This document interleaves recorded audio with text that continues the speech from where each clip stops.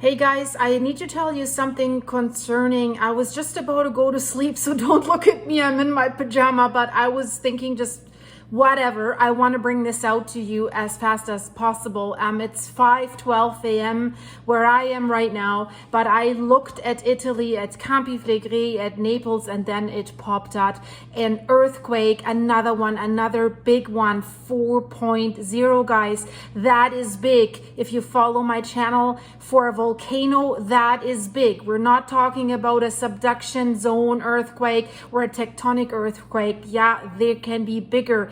But for Campi Flegrei, this is big. We just had on May 20th, the biggest one that they had in a long time, probably in centuries. They say in 40 years because there was a 4.2, but that was actually downgraded. So definitely in a long time, something is going on. There's the bradyseism that is accelerating with the land rise. Something's going on. And we basically had a continuous earthquake swarm. So maybe a few days break and then another one and then another one. And probably almost every swarm came with a bigger one, 3.6. I want to show you the list here of the earthquakes. There you see it says 1346, so that if you go at like American standards, that's 1:46 p.m. So really, when I started this video, this earthquake just happened 4 minutes ago. So guys, 4.0. And then we had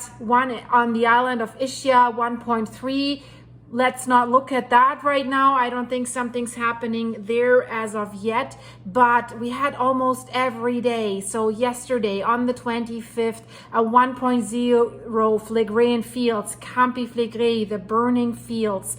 And then another one on the 23rd, 1.2, another 1.2 Vesuvius on the 23rd, but then more on the 23rd at the Phlegraean fields, a 1.2, a 1.3, in between always Vesuvius is doing some rumbling. But then you can see, if you'd go back to the days, we had another swarm that was basically starting on July 18th with a 3.6 and then multiple other earthquakes. And this list only shows us the one above magnitude 1. So there are smaller earthquakes that came with it. So usually dozens of other earthquakes, maybe more, but 4.0, that is massive. And so it has occurred at a depth of 4 kilometers. And when I look at what the INGV, that's the Italian Institute of Geophysics and Volcanology, has released, they have released a map with the epicenter, and I'm zooming in there for you, and you see the little town of Pozzuoli, and you see Baccioli, and you see it's in the water. So guys, don't think that's not a problem, because if you look at the aerial pictures, you see all the craters, looks like bombs or asteroids were hitting the land. That this is Campi Flegrei with the Solfatara, that's Pozzuoli. There we have the fumaroles and all these vents. Yeah, we had a lot of earthquakes in the Solfatara area as an epicenter, but Campi Flegrei stretches in the Gulf of Naples, in the Gulf of Pozzuoli. So where we see this earthquake, that is Campi Flegrei, and that's a problem should there be an eruption in the water, because it'll send a tsunami wave towards the coast of Pozzuoli, of Naples, with more than 3 million people, guys. So in the water, that is scary. So it seems it's rumbling there everywhere, and I don't really like it. There's not more information about how it was felt on land, but definitely we have to watch out what's going to happen over the next few hours, if we will see more earthquakes, if this is going to be a bigger earthquake swarm. Because you have to remember, when we had the big one, the 4.4 on May 20th, the scientists have said we could expect an even bigger earthquake in the magnitude 5, because they have also discovered a new fault line that has formed during that strong earthquake. And they said this could be related so that we could see even a bigger one. If you're interested in that new fault line, I've made a video about this. I have a playlist about Campi Flegrei. You'll find everything there if you go to my channel page. So that gives you all the background information.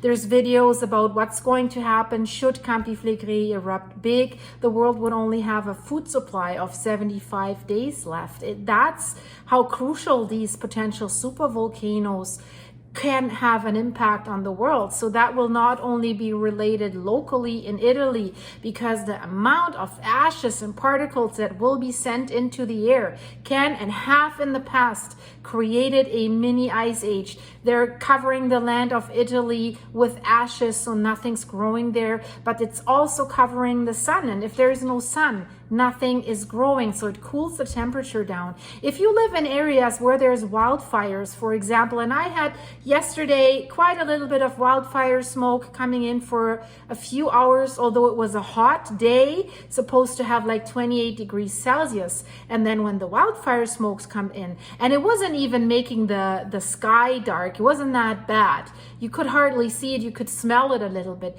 but all of a sudden I felt it's getting cold. If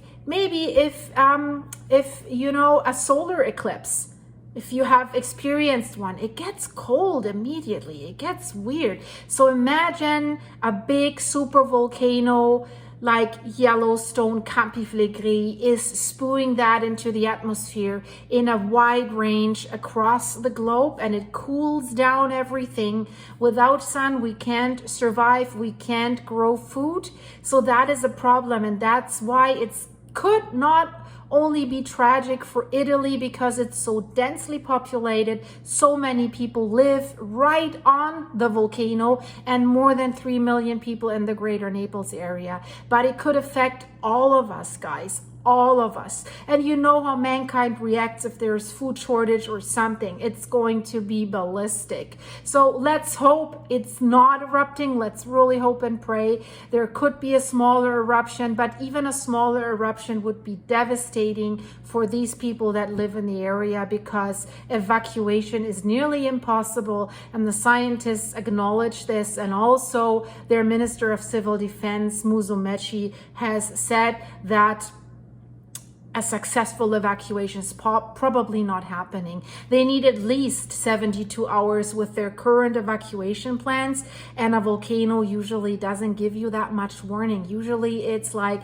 an earthquake swarm is happening, and then it's a cluster swarm. You're really like so many at once, because magma's moving, magma's coming, and then shortly after you see the eruption. So 72 hours, that would be a best case scenario. And already in March, one of the most leading scientists in that field, who has worked for the University of Rome for the INGV, has written multiple papers on that volcano. Roberto Scandone, look him up. He said in March, if I had the resources, I'd evacuate right now, because he thinks something is coming, and he's not the only one. So this is not calming down. It's not that we can say we have 6 months of quiet and then a little bit. It keeps continuing. And since April, the land rise, the bradyseism, the speed with which the land is expanding, is rising, has doubled from 1 centimeter per month to 2 centimeters per month.